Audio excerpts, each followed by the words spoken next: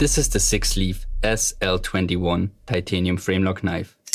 It comes in at an amazing price, if you're willing to bid for it. I'll show you on screen what I paid for it, and I have to say it's well worth it. The blade steel is 154 cm, which I would call upper class for budget knives. So it's a nice to see. Before we talk more about the knife itself though, I don't want to misguide you with this video because I have smaller hands than most knife YouTubers. So let's do some comparisons first. This is the Senkat Saxe, and for me, knives that are bigger than this count as big knives.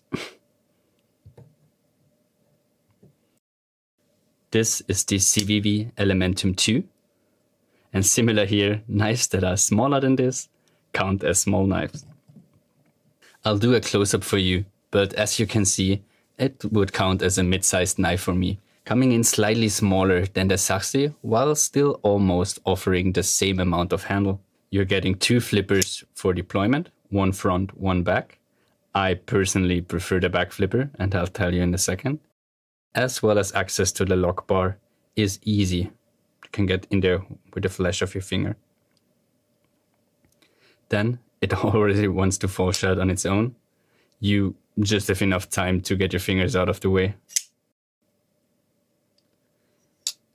I have to quickly mention that I did not take this apart yet, but I gave it a treatment I give to all knives when I get them. That is fidgeting with them, seeing if I like it. Then maybe giving it a bit of oiling, and I exclusively use Ballistol for that. Then fidgeting more, and if I don't like it, I start to play with the pivot. But on this one, there was no need. Out of the box, the action was maybe a little bit stiffer, but that's normal for coated blades. So that already got a little bit better, and I expect it to still get better. On the scales, you got a little bit of milling, but only on the sides. So where you actually touch it, and where there's also the fingerprint magnet, it can be a little bit slippery. But you still have the flipper tab that saves you from slipping, and I can still, while feeling the handle, grip nicely up on it. Again, your mileage may vary if you have bigger hands than me, but for me it's still a nice box cutter. If you take a quick glance in it, and it's not too easy to film this black knife, you might almost think it's an integral, but that's actually a backspacer, and it's all titanium.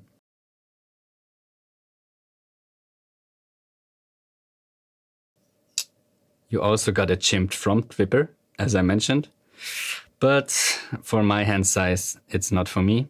I can open it this way, but not really flip it safely. So I can do a slow roll, which is fine. And this is the reason I just prefer the back flipper.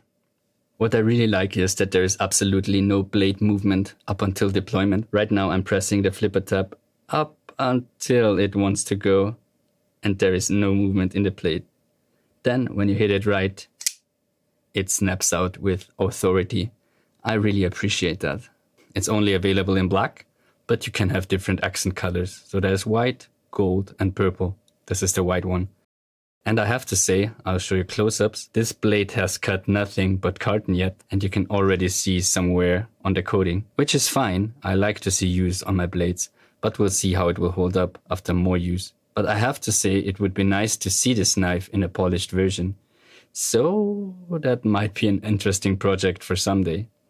Thinking further, because the scales are titanium as mentioned, those could be anodized. So imagine this with a polished blade and anodized scales. Could be a nice project for further down the road. Let's quickly talk about price again. So as mentioned, I had to go bidding to get it at that price. If you want to have it immediately, you can pay up to $99 US. If that's worth it for you, you have to decide.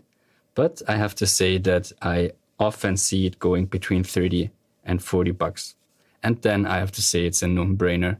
Can be a very inexpensive first titanium knife for someone. The pocket clip is not reversible, but again, for this price, I can't really complain. I think that's all I wanted to say about the SixLeaf SL-21. Just enjoy the sounds 1 or 2 times more.